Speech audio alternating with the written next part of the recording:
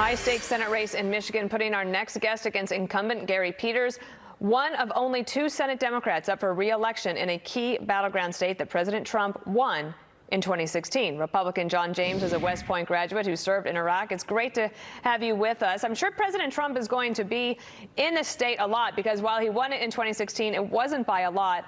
The senator you're running against, Gary Peters, had this to say into Politico. He said, part of being known is if you're on cable news and TV throwing rocks and getting attention for yourself. That's not who I am. Question, you are taking the opposite approach.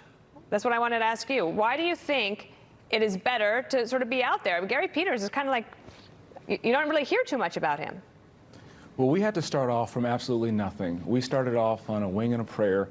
We started off with a campaign that knew we wanted to bring glory to God and help our neighbor and love our neighbors ourselves. We had to use a strategy of earned media, social media, and word of mouth. We had to put the work in. We had to put the hustle in, and that included using every single resource.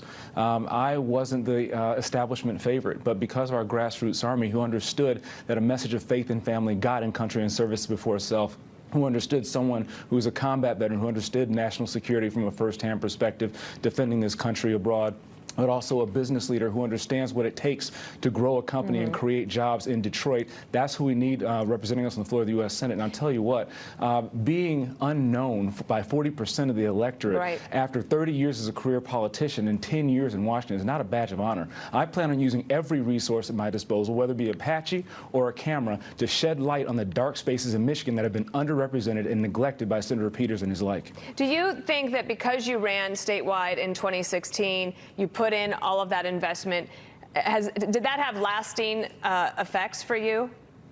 Absolutely. Building relationships all over the state is about relationships. It's about talking to people, understanding what their concerns are. There's been so much fixation on the issues of Washington and bringing them back to Michigan. I'm going to bring Michigan's issues and take them to Washington and work with anyone and everyone to make sure that we create pipelines of prosperities into our neglected neighborhoods and our forgotten farms and represent everyone working from both sides of the table like we haven't had before. So one of the things that's been happening is one of the congresswomen from Michigan, in particular Detroit, Rashida Tlaib's getting a lot of attention. And one of the things the Christian Science Monitor wrote about in an op-ed was this, that many constituents are proud of the work she is doing in Washington, but others don't know who she is. Some, including diners at Jay's Cafe, think her priorities are off. They say Representative Tlaib is trying to expand the menu without mastering the basics. She's trying to cook Kung Pao chicken, say the men at Jay's, but she doesn't know how to cook grits.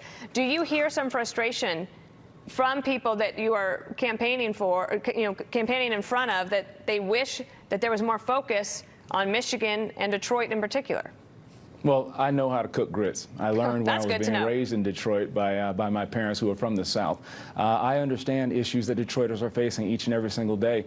I understand issues of crime, issues of poverty, issues of African-American businesses that are trying to grow, issues of education, issues of infrastructure. Do you hear that frustration?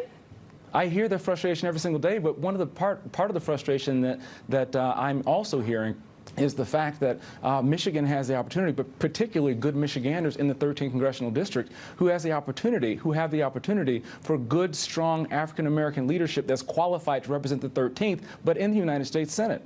The 13th can have the opportunity to have somebody who understands issues because I'm living them every day, because I go to work in Detroit, because I was raised in Detroit, and I understand the issues that Detroiters are facing. And so I have the opportunity to be able to talk to farmers who are going through tough times, whether it be in Traverse City area and you're struggling on your farm, or whether you're on the corner of 7 Mile and Livernois in the Avenue of Fashion and you have construction that's shutting your business down.